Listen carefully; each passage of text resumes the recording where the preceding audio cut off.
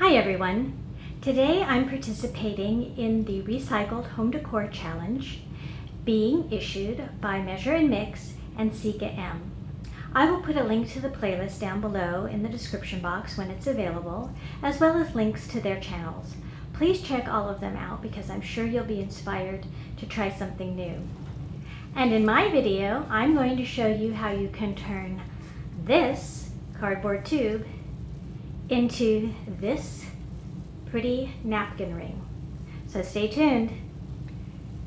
So here are the items you are going to need for this craft. First of all, for your recycled item, you're going to need a cardboard tube of some sort.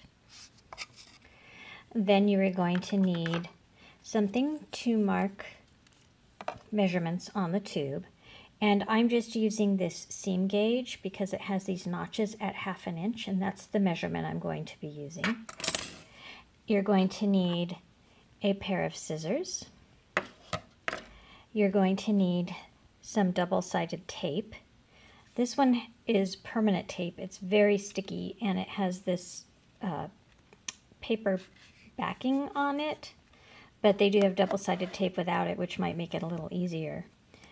You are going to need a needle and thread, and I have double threaded this to make the thread stronger.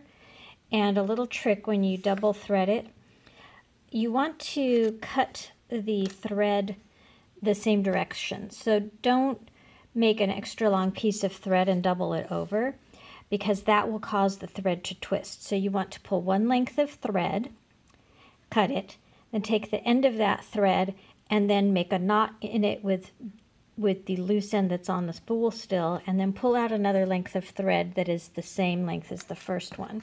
And then you'll end up with a double thread, and you can see here 2 separate tails. This really helps keep the thread from twisting and knotting when you're sewing with it.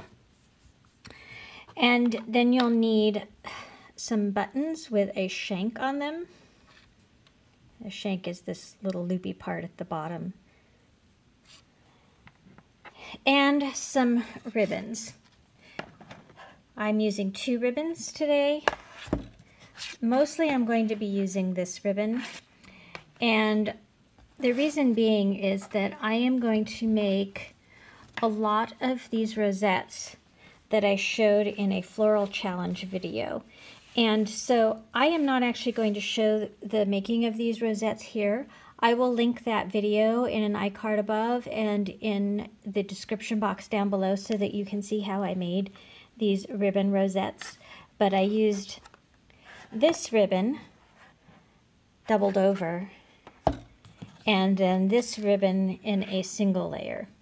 And for this craft, I'm going to continue to use the houndstooth ribbon.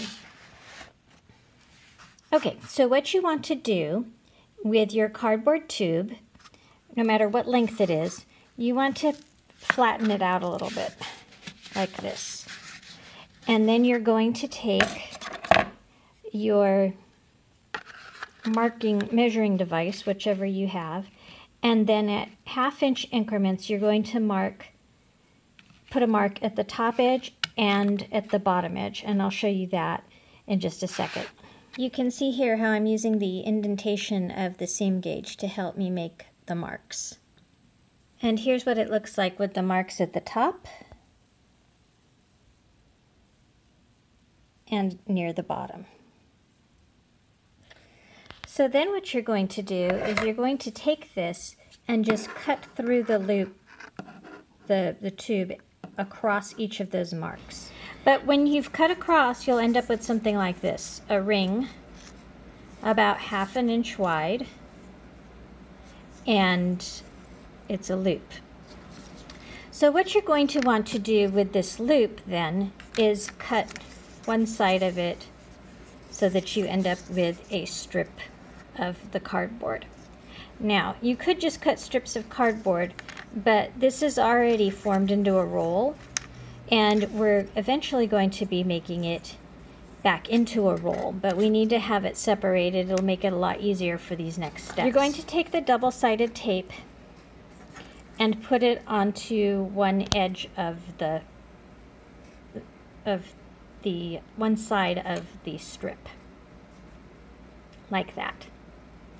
Then I found that you kind of need to score this paper, and I've pre-scored it here so that the backing will lift off. And then once you lift the backing off of it, you are going to then apply it to a length of ribbon. So then once you have the cardboard applied down to the ribbon, you can see it's stuck on there, then you're going to apply the double-sided tape to the other side as well. And again, I have pre-scored these pieces so that I can lift the backing paper off of them. You could also use hot glue, but because you need to be working in such detail with your fingertips, I find that the double-sided tape is a lot easier to work with. So I'm going to take the backing off, and then I'll show you how to fold the edges in. I don't know if you can see this, but there's the double-sided tape on there. So now what I'm going to do is fold in fold in the ends.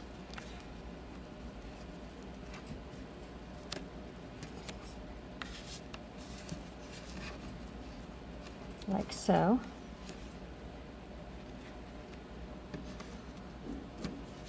And then I will fold in this side as well. And again, I'll do that off camera since I'm trying to hold this one-handed.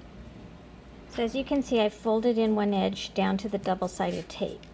Now what I'm going to do is apply another layer of the double-sided tape to this folded up edge so that I can fold down this other edge here. And then when I'm done doing that, you'll end up with something that looks like this.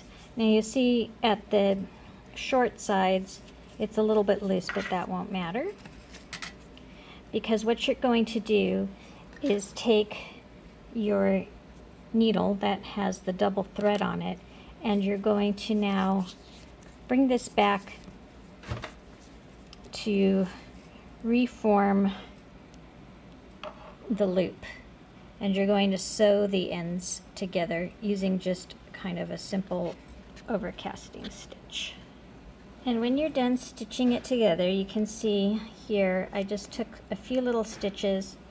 I started from the underside, and I have kind of a thick needle so it will go through the cardboard. And then I just put a little couple of knots at the end, and I left this end long so you could see it. I wouldn't trim it too short because it's not going to show when you're done. And then what you're going to do, now that you have this ring, you are going to take your rosette that you've already made, and you will hot glue that onto the front of the ring. And here you go. Here are the finished products. I made 8 of them because the way my dining table is set up normally is for 8 people, although I can extend it to seat 10 or 12. But for the tablescape I'm planning on doing, I'm only going to set up 8 place settings. And as you can see, I have a bunch of those rosettes that are from that other video. And then here on the back, I have just hot glued the rings I created and put them onto the rosette with some glue. There, you can kind of see the hot glue there. So I hope you got some ideas on how to reuse those cardboard paper tubes that you get inside of paper towels, wrapping paper, and TP. If you did, please give me a big thumbs up and leave me a comment down below if you think you might try this craft.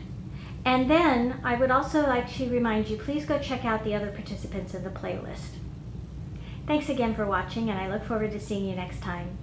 Bye-bye.